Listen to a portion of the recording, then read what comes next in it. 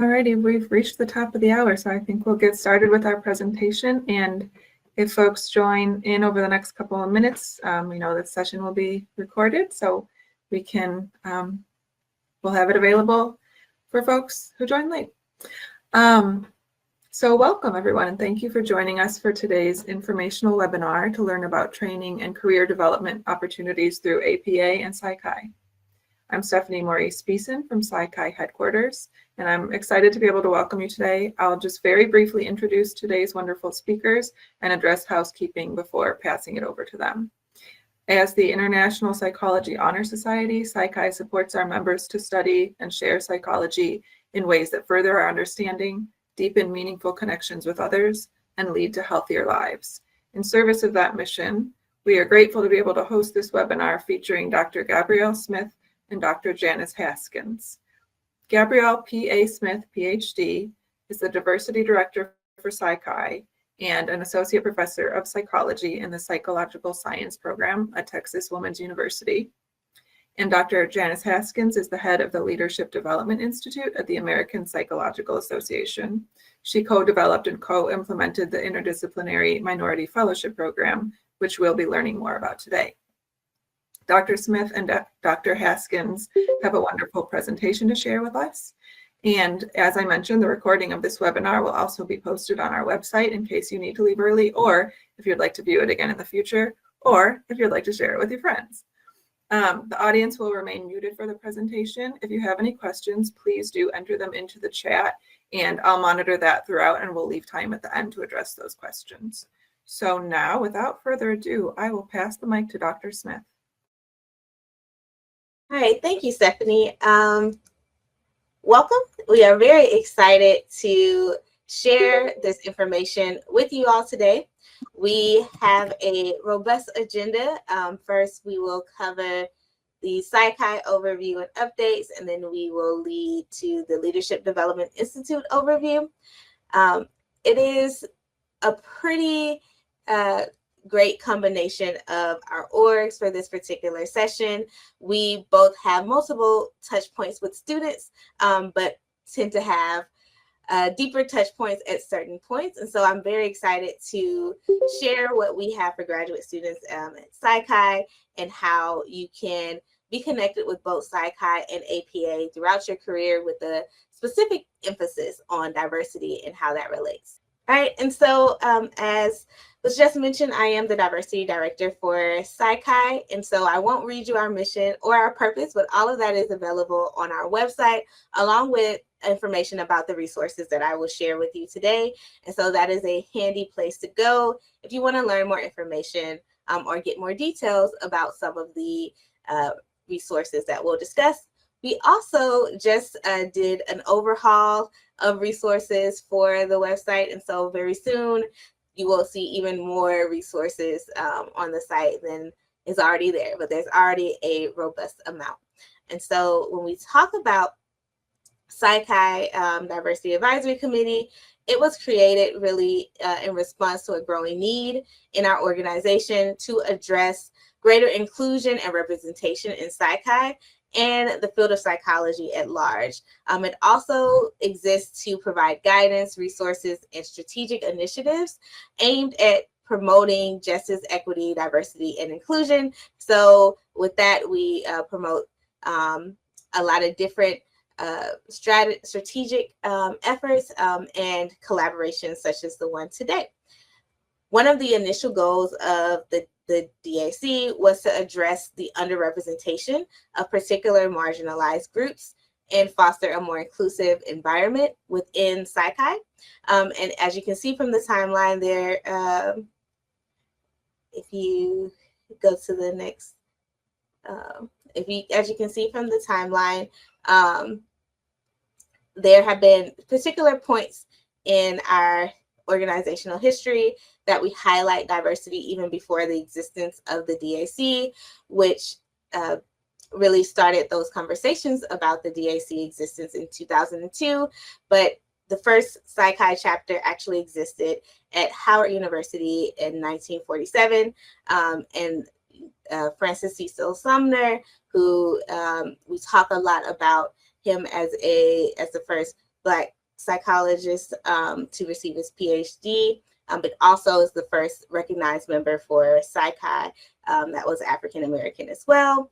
And most recently, in relation to community colleges, in the past, we haven't accepted community college credits as part of your qualifications for Psi Chi, but now we do. And so it's all of these things are to say that we have been growing as an organization and having more emphasis on how to promote justice, equity, and inclusion and diversity in very distinct ways. We also want to emphasize that once you're a member of Psi Chi, you are a member for life. And so if you are at the graduate stage or even when you enter into your professional career, Psi Chi is still available to you, and we still have resources for those different stages. And so within that diversity, we're also talking about the diversity and the expansion or the longevity of your career. And so, and even if you didn't join in undergrad, it's not too late. We still also have options for joining post-undergraduate graduation.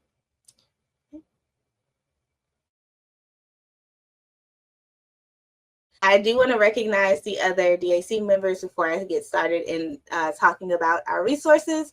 And so this is a list of those. We also have some open positions for particular regions, but we have representation throughout US regions, and we always have 2 international representatives as well.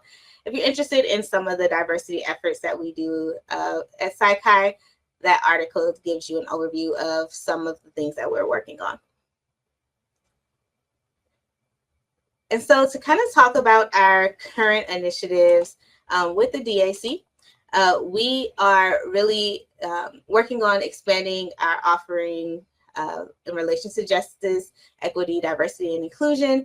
And we want to collect more robust data and make sure that we are accessible to our members. And so you may have seen some additional questions in your Psi Chi platform on the website.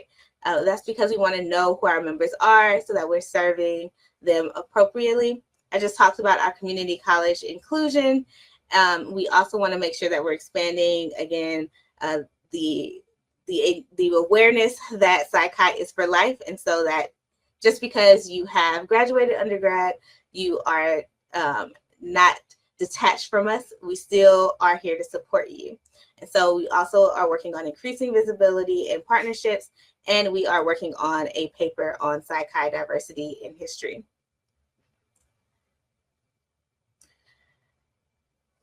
Now to the resources that we have for graduate students. If you scan that QR code on this page, that will lead you to our scholarships page. Even though I'm only highlighting through here, we have a lot of scholarships and grants and awards. And so these are not the only ones that you are eligible for, but these are the ones that highlight in diversity. And so the Mamie Phibbs Clark Research Grant, which is supported by APA Style, is an award that supports research that addresses the psychology of underrepresented groups. That research grant is one that you can apply for as a graduate student and can help support your dissertation research or research that you're doing throughout your program.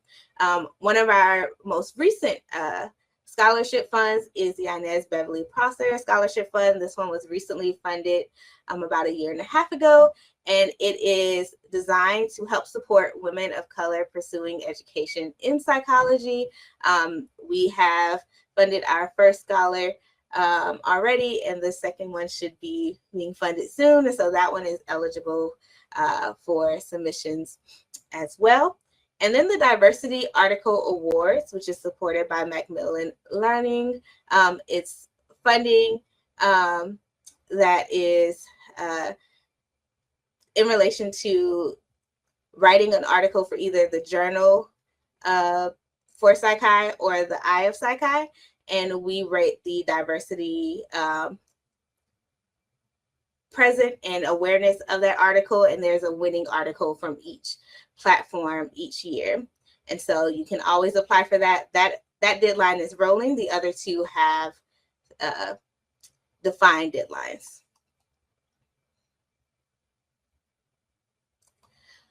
We are currently working to completely fund the Christian Lad Hall Scholarship for mental health. And this scholarship is aimed to support students who are dedicated to mental health advocacy in their program. And so we are currently advertising and fundraising on our website. And once that has reached funding, we will then be promoting that for your applications. So if you are someone who is really interested in mental health advocacy and diversity as it relates to mental health and awareness, this is something that you will be able to apply for soon. We also have several regional conferences that do fund students, and they often spend a significant portion of their budget funding students. Their efforts are really highlighting, trying to get more students involved.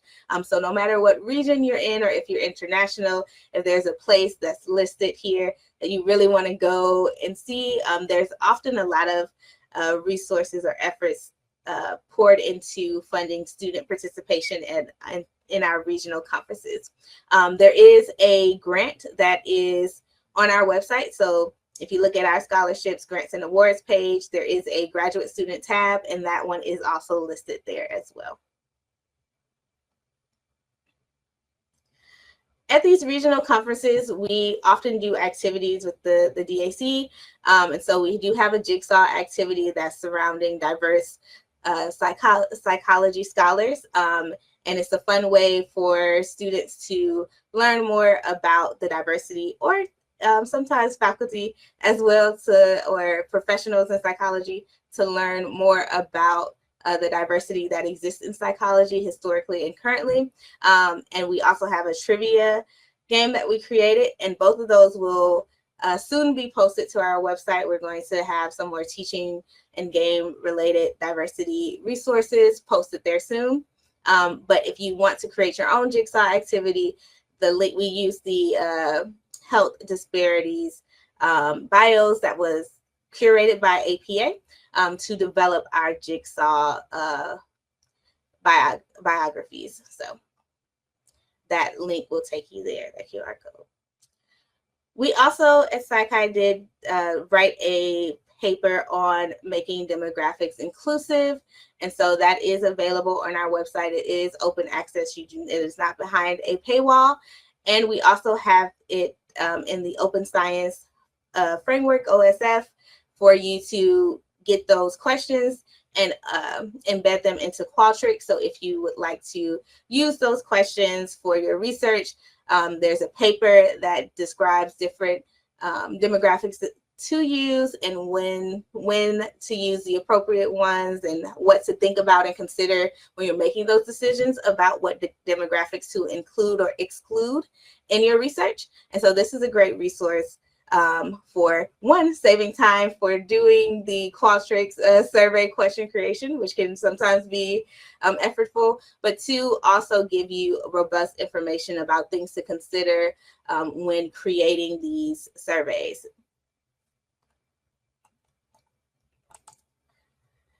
Future directions, we are getting up there in age. We're getting a little old.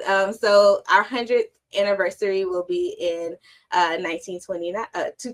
We started in 1929, so in 2029, it'll be our 100th anniversary. We're also assessing our impacts on diversity and as an org, as well as how diversity is being impacted in our Psi Chi chapters throughout the US and the different college campuses. We also are working on becoming more and more international and having a global focus, and some more diversity initiatives for our committee members, as well as for our Psi Chi members as well. And then we are working towards a more comprehensive diversity strategy. If you are interested in research, but you have some barriers to having a robust sample because of some barriers at your institution or what you have access to, we have this really cool initiative that is called NICE. And it is really a nice program because it is the Network for International Collaborative Exchange. And you can submit a protocol, even as a graduate student, to serve as a PI on a project, which will have multiple sites, both domestically and abroad, and we crowdsource the initiative, and we work together to get the IRBs approved, and to collect the same data throughout the world and multiple institutions, so that we have very comprehensive international data on a particular topic. The first approved NICE initiative was led by a DAC member who is also the creator of this slide content, and she was a graduate student when she did that. So don't feel like you have to be at a particular professional stage to submit that. There's also the NICER initiative, which is NICE for the East Coast. And so if you are in the East Coast, please look out for that information coming across your email soon. And they are currently looking for committee members, and graduate students do serve on the NICE committee. And so that is also something that you can do as part of your professional development. This is just a link to some of our diversity related resources if you would like to scan that for some more information. And that will conclude my section. And so I will pass it over to Dr. Haskins. Thank you so much, Dr. Smith. That was a really great presentation, and I definitely see what you mean in terms of some areas of alignment for us and the work that we do. So just thank you again, everyone, for joining. I'm Dr. Janice Haskins. I'm going to talk to you a little bit about the Leadership Development Institute at the American Psychological Association and the work that we do. So what I'm going to cover with you today are who we are in general as the Leadership Development Institute, the programs that are housed within the Institute, and also a little bit about our applications, which are open now for some of our fellowship programs, just so you have an idea of how we approach our applications, what we advise to students who are intending on applying, and then some tips and pieces of advice that we give for folks who are applying for our programs. So the Leadership Development Institute at the APA was actually established towards the end of 2022. And the overarching goal for the Institute was to align APA's existing leadership development programs, produce some new programs, but also really cultivating strong mentorship programs, and to make sure that our efforts across the association were more streamlined and more cohesive. So our mission at the Institute really kind of boils down to making sure that individuals understand that leadership is something that can be learned, and to give folks the opportunity to really grow in the practice of leadership and exercise their knowledge, their skills and abilities and systems across several environments. So whether you are a student to an advanced career professional, you have the opportunity to just kind of grow and learn and increase your leadership development skill set. So at the foundation of the Institute, we have some guiding principles, some goals and objectives, and a robust conceptual framework. Those things work together really to help us guide who we are and what we do and how we approach it. So as many of you may be aware, anytime that you are embarking on any new initiative or you're working on several programs, it takes a team to do that. So while I'm the head of the Institute, I am obviously not the only person doing the work. I cannot be the only person doing the work. We have an amazing team, and you can see them here. We have several program coordinators, and one of our individuals is a data analyst, and we do have 4 directors who really are charged with helping to take lead on our individual programs. And I'll introduce you to those programs here in just a minute. So our family of programs, we call it the family just because we work very closely together as a unit to make sure that our programs are moving forward and continue to grow. So I'll be talking to you about those programs. So our institute is divided actually into 3 core areas: leadership development, mentorship, and training. So under our leadership development programs, you see them listed here. We'll talk a little bit about them more in depth in the coming slide. This is the list of programs. I know it might seem and feel like quite a bit. And sometimes for us, it feels like quite a bit. But all those programs are really formatted to help meet the needs of those individuals who are either fellows or participants or mentees in those programs.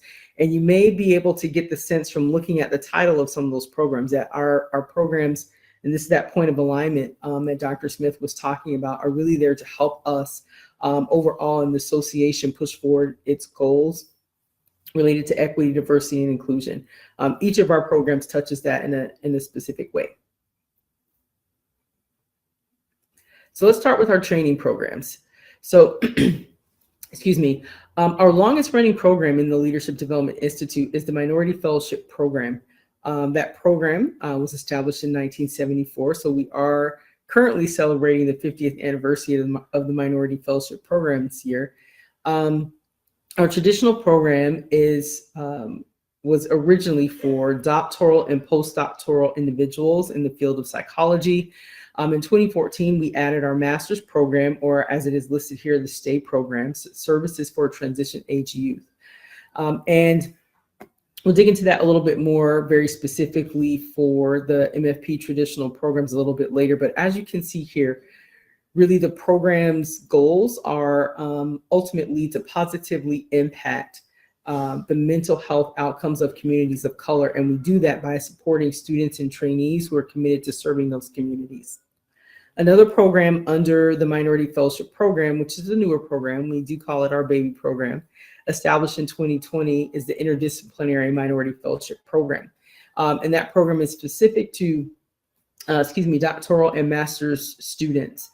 And these students actually are from a range of different disciplines that actually work together.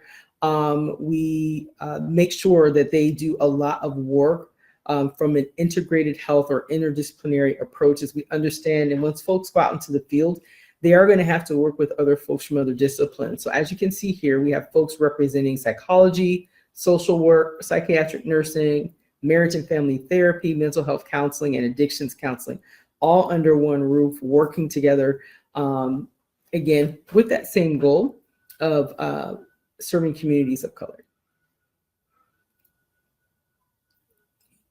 So here are our mentorship programs. There are 3 mentorship programs that we have in the Institute.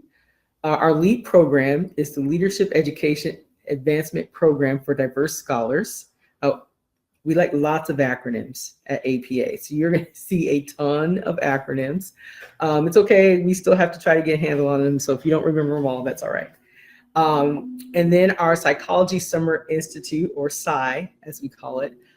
These 2 programs are very specific for early career professionals. We do, in our Psychology Summer Institute, accept individuals who are considered to be advanced doctoral students, meaning that they have proposed their dissertation already. So these programs really focus on helping those folks selected to be in the programs to push forward a project that they may be working on or an initiative that they were working on. Specific to our LEAP program, these are individuals who are seeking their first big research grant, so an R01 funding. They are really kind of right on that cusp of being ready to receive that first grant. We do a lot of work with them in skill building to help them get there. And that's a lot of the work that they do with their mentor is focused on that. Our Psychology Summer Institute, which is, here's another acronym, supported by SAMHSA. If anybody knows what SAMHSA means, feel free to pop it in the chat before I say what it is. It's by SAMHSA and the APA. This is a week-long intensive institute that takes place that allows the attendees time to have a project not only peer reviewed, but reviewed by the mentor. They do a poster presentation. They get several sessions about everything from grant writing to ethics and everything in between. And another one of our newer programs is the Disability Mentoring Program, or the DMP. This particular program is really kind of near and dear to us in that it supports students who are seeking mentorship from psychologists with similar experiences in the disability community. This mentor relationship lasts for about 1 year, and it is actually our largest mentorship program. We had about 125 matches this year between mentor and mentee. So it's 125 pairs. So that was one thing that was really exciting for us. Okay, I didn't see anything, I don't think, in the chat for SAMHSA. So I'll tell y'all what that means. It's the Substance Abuse and Mental Health Services Administration. All right. Okay, in our leadership development programs, we have 2 large programs here in this particular area in the Institute. The first is, more acronyms, LIWP, Leadership Institute for Women in Psychology. This program has been around for about 17 years now. And this program is specific to mid-career psychologists. And it really emerged because there seemed to be some gaps in terms of folks, I'll say, kind of elevating to leadership, not only within the association, but within fields related and positions related to psychology and other entities. There were some barriers for women there. So this program really helps to kind of help people skill up so that they are prepared to meet the challenges of obtaining those leadership positions, even as mid-career psychologists. And the DLP is the Diversity Leadership Program.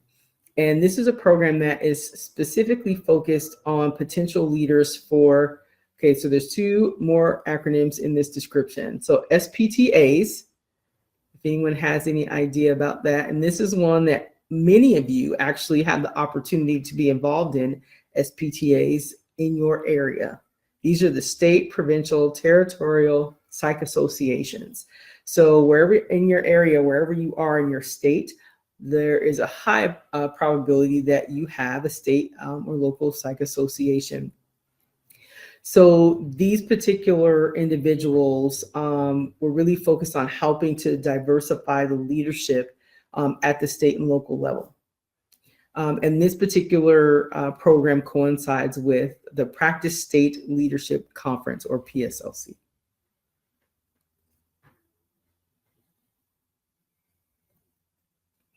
So I mentioned our Minority Fellowship Program, traditional programs, a little bit earlier. So I want to take some time to really dig into those a little bit more for you. So our most, I'll say, important governing body for our MFP programs, our Training Advisory Committee. These individuals really help us to make program decisions. They help us actually select our new and continuing fellows. So when we are in the midst of our application season, at the end of this time, these individuals do the very hard task of scoring applications and selecting the folks who are going to actually become fellows in the upcoming year. And they also assist with the professional development for the fellows, and they are also serving as mentors for the fellows. So each of the committee members gets matched with 1 or more fellows each year, and really helps them develop a career plan, career goal plan, so that they can kind of keep track of how the fellows are doing, not only academically, but as far as their career trajectory as well. So what are the benefits of becoming an NMFP fellow? Well, I think there are quite a few. So if you take a look here, one of the main benefits is the mentorship option. The mentorship is something that is significant and important, and oftentimes lasts well beyond the time where a person has completed their fellowship. The professional development is also another essential component. There are several opportunities for individuals to continue to grow their skill set and develop in the areas where they see that they might need a little bit more help or assistance. We also offer travel support. So oftentimes folks might really say, I would really love to be at APA convention. Well, this is a great opportunity for our MFP fellows because each year we do take our new fellows to APA convention and they attend what we call the professional development workshop. So they have the opportunity to engage in some training, and they do have one additional summer training event that tends to take place either in June or July. We do offer stipend support for up to 2 years for our master's fellows in the state program, and also for up to 2 years for our postdoctoral folks, and then finally up to 3 years for our doctoral folks.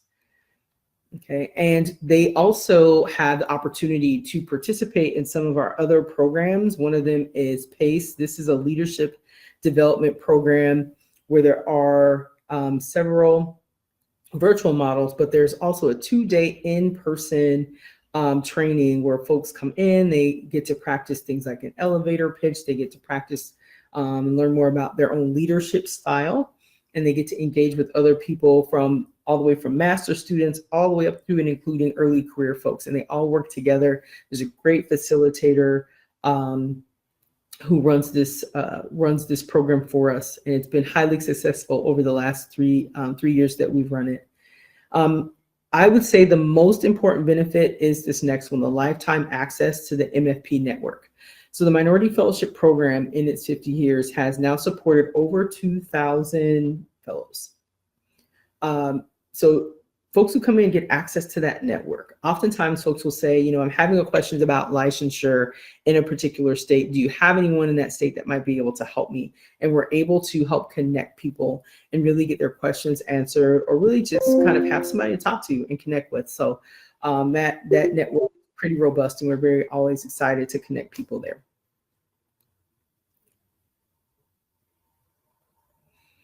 Okay, so I do want to talk a little bit about some tips that we offer for folks who are considering applying. So we have for our master's application, here's some of the requirements that we have. We really look at things like a person's scholarship. And the way that we do that is we do request things like unofficial transcripts and a CV or resume. We have one required essay that addresses the training interests of the person and their career goals, and we do require 2 letters of recommendation. For the doctoral, it's a little bit more. You see some of the same things there. We do ask for 2 essays, one specific to training interests and career goals, and one for the training setting. And this just lets us know what was a person's train of thought when they were trying to determine where they were actually going to go to school and receive their training that was going to help them achieve their goals. And then last, we do request 3 letters of recommendation for our doctoral applicants, and one has to be from their programmatic advisor. Okay. And there are specific categories that we really look at when applications are being reviewed. One is career potential. The other is leadership ability or activities. And it's not necessarily if you have a leadership position, but maybe there's something that you have seen on your campus that has emerged as something that is a challenge to overcome, and you took the initiative to help to address that challenge. That counts, of course, as leadership ability or leadership activity. Another category is focusing on direct services. So again, really focusing on going into communities, really wanting to provide direct services or mental health services to folks in the community. And then last, a serious commitment to serving communities of color. So again, being that that's the mission overall for MFP, really wanted to make sure that folks can connect to that mission. Okay, last few tips, and I like to say that these are tips specifically for MFP, but I will say just in general, if you're applying for any sort of scholarship or any sort of fellowship, it's really important to think about some of these things. And the first is when writing essays is to make sure to be very relevant and specific. Most folks will have essay prompts or things that they want you to address in an essay when you're applying for a scholarship or something of that nature. So just making sure that your responses, your essay is relevant and very specific to the prompts, making sure there's a level of clarity and being concise when you're getting your point across. That's also pretty important, especially when you think about sometimes a reviewer is looking at hundreds of applications. So you want to make sure that you're really able to tap in to the information that you're trying to convey. This one might seem a little simple, but making sure to follow the directions and answer the questions. I cannot tell you how often when we kind of get down to, the last few applicants and there may be some questions about two very equally qualified candidates. And then we start to ask those questions. Did they follow all the directions? Are the margins just right? And things of that nature. So making sure to follow the instructions is really important. And then finally, making sure that your essay and your materials really stand out. When you're writing for a scholarship or fellowship or any other opportunity, that's kind of not the time to be super humble. You want to make sure that you can talk about all the amazing work that you're doing and all the amazing things that you've been involved in. And then finally, make sure that you are asking folks to read your application before you submit it. And again, I think this is just generally good advice, regardless of what you may be applying for. Let somebody else take a look at it. Get that second pair of eyes on it. And in terms of recommendations, whenever you're seeking a recommendation letter from someone, make sure that you are reaching out to people who know you well, who will be able to speak about very knowledgeably about the things that you're working on, the things that you're doing. When asking for a recommendation letter, I tend to advise people to steer clear of, hey, can you write me a letter, as opposed to, can you write me an excellent recommendation letter? Think about how they're going to be able to speak very clearly and in a very strong manner about you and what you do and what you've accomplished and what you're looking to accomplish. It's also okay to provide talking points to people who you're asking to write letters of recommendation for you, so that you have some alignment between what you are maybe going to write in your essay to what is actually going to show up in that recommendation letter. And also, I will say, on behalf of any faculty anywhere, former faculty anywhere, make sure that you ask people early. The more time that they have to complete a recommendation, the better. Asking with a very short window of time, it's usually not your friend. So I would say ask them early, and also remember to follow up. It's okay if it's been a couple weeks to follow up and just see how things are going, and if they're still going to be able to complete that recommendation for you. All right, so what are some deadlines? Well, for our programs, very specifically, our applications for the minority fellowship programs, fellowships, both traditional and interdisciplinary, are open now. And those deadlines are both January 15th, is when those close. I always make sure when I'm talking to folks about deadlines, again, this is not just specific to ours, but pay attention to the deadline so that you don't find yourself pressed up against the 11:59 p.m. deadline on the due date, because that is the time where your computer is going to want to update at 11:58 and you might miss your window. So always adhere to the deadlines that you have. All right. Well, thank you all so much for taking the time to hear a little bit about the Leadership Development Institute. Our Leadership Development Institute email is there for you. If you have any questions, we'll be happy to follow up.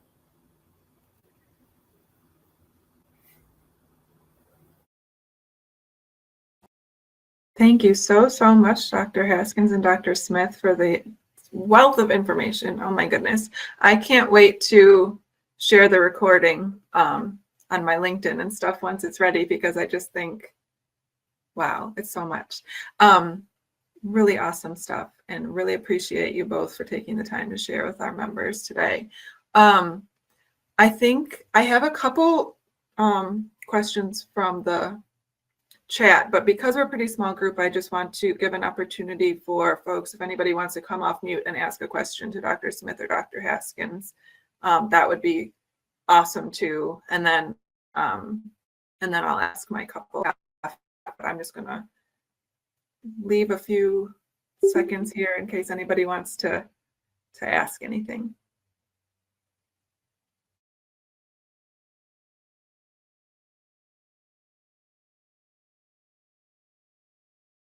Okay, I'll ask the ones that I have from the chat.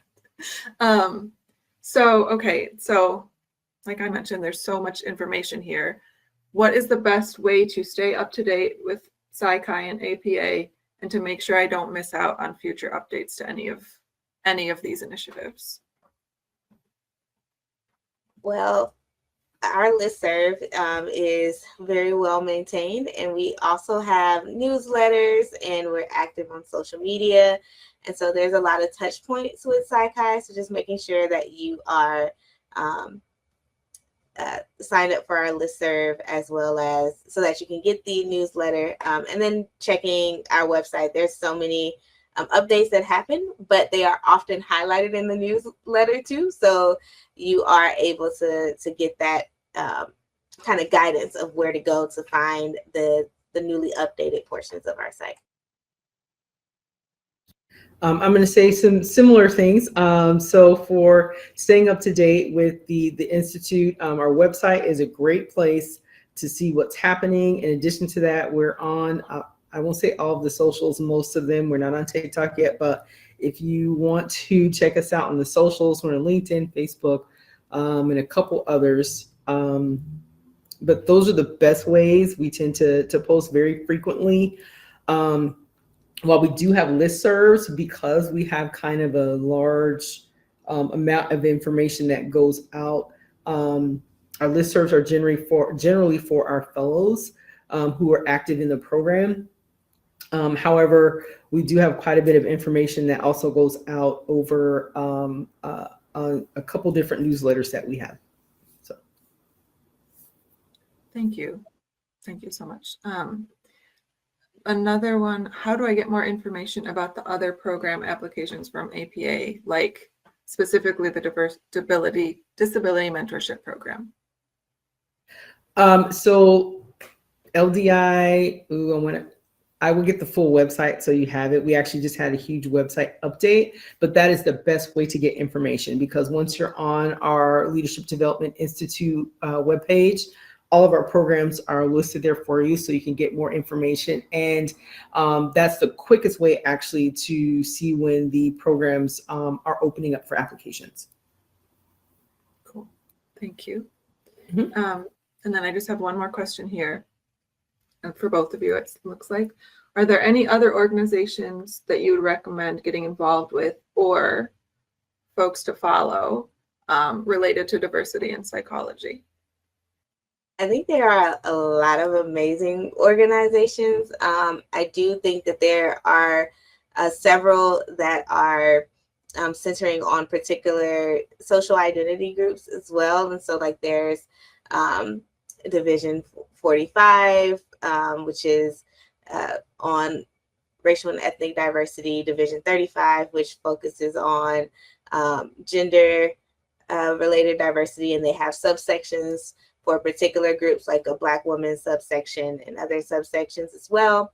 And then there's organizations like the Association of Black Psychologists, or I don't want to get their name wrong because I know that they changed it, but there is one for what's it called? I'm going to put it in the chat because I don't want to say their name wrong, because I know they went through a name change. But there's also MENA, which is for diverse groups as well. There's a lot of culturally specific orgs, so I would just kind of do some digging to see what maps on to what your interests are, what your identities are, what type of support you're looking for. A lot of these orgs have diverse or robust student support as well. And we will be adding a lot of these orgs to our website. So if you give us a couple of weeks, we did just give our communications team a lot of resources to add to the website. So those organizations that we think have a diversity emphasis will be listed on there as well. And then we'll also have a space for you all to submit additional organizations if we miss anything that you think would deserves to be there. Yes, so Dr. Smith just mentioned a couple that I had in mind, so I will just add a few. So Division 44 is the Society for the Psychology of Sexual Orientation and Gender Diversity. It's another option there, as well as the Asian American Psychological Association, and the NLPA, National Latinx Psychological Association. So there's a few that are out there. If you're interested in some other very specific areas within the field that also have some diverse groups. So let's say if you're interested in IO psychology, there's Blacks in IO. There's a couple others out there. Those organizations tend to very much work together. And also within some of the larger divisions, so let's say Division 14, which is the Society for Industrial Organizational Psychology, many of them will have within those groups their own committee on ethnic minority affairs or diversity groups within those. So if you're already looking at some of the larger divisions or things of that nature, most often within those groups, they also have some other opportunities to really engage with folks who are trying to push forward the work of EDI. Wow. Yeah, and So much more. Oh, yes, go ahead.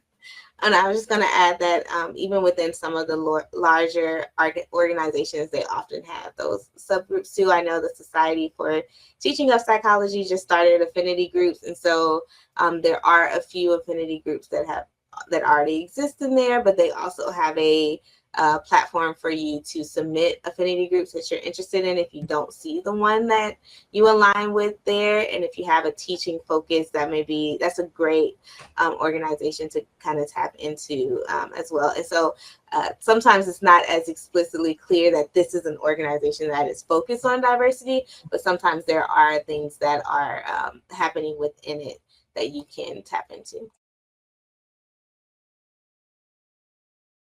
Thank you both so much for those.